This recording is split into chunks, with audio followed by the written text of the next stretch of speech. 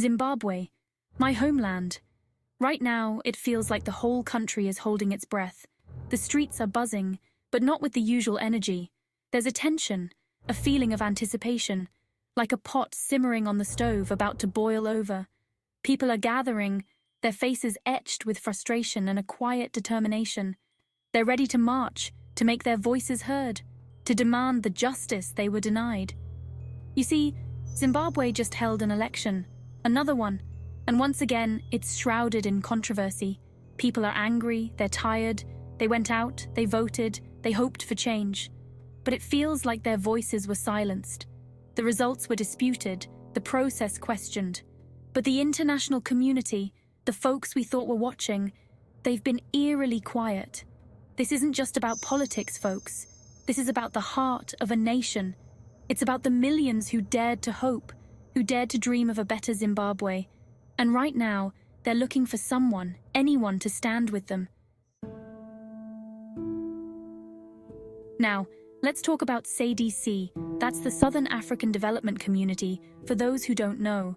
They were supposed to be the referees in this election, the ones ensuring a fair game. They sent observers, they promised transparency.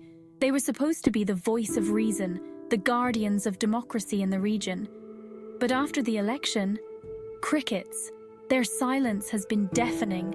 Their report, the one that was supposed to expose any irregularities, any shenanigans, well, it's been delayed. And delayed again.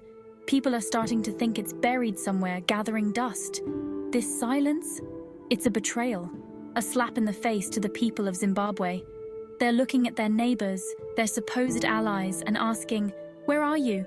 Don't you see our struggle? Don't you hear our cries?" This silence speaks volumes. It says, "You're on your own," and that's a heavy burden to bear. This isn't the first time Zimbabweans have been here. They've heard the promises before, the pledges for a brighter future. They've seen hope flicker and fade, time and time again.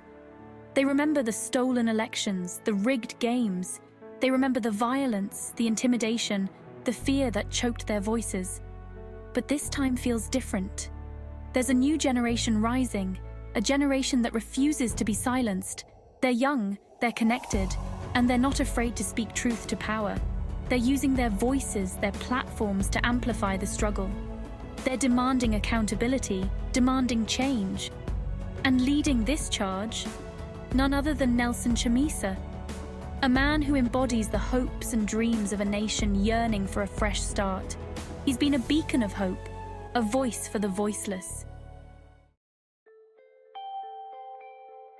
CHAMISA has called for peace, for calm. He's urged his supporters to stay strong, to keep the faith.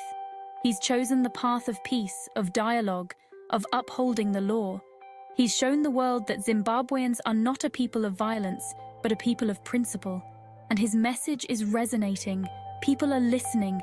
They're choosing hope over anger, unity over division. They're standing together, shoulder to shoulder, ready to face whatever comes their way. Their spirit is unbreakable. Their resolve, unshakable. The road ahead won't be easy. There will be challenges, setbacks, moments of doubt. But one thing is certain. The spirit of Zimbabwe, the yearning for a brighter tomorrow, will not be extinguished. Zimbabwe is at a crossroads. The world is watching. Will they stand by and witness another stolen dream? Or will they finally listen to the voices crying out for justice? The people of Zimbabwe are holding their breath, waiting, hoping. Their struggle is our struggle. Their fight for democracy is a fight for all of us who believe in a just and equitable world. We cannot, we must not let them down. Stand with Zimbabwe, amplify their voices. Let them know they are not alone. The spirit of Zimbabwe is strong. It's a spirit of resilience, of hope, of unwavering belief in a better tomorrow. And that, my friends, is a force to be reckoned with. A force that will not be silenced. A force that will prevail.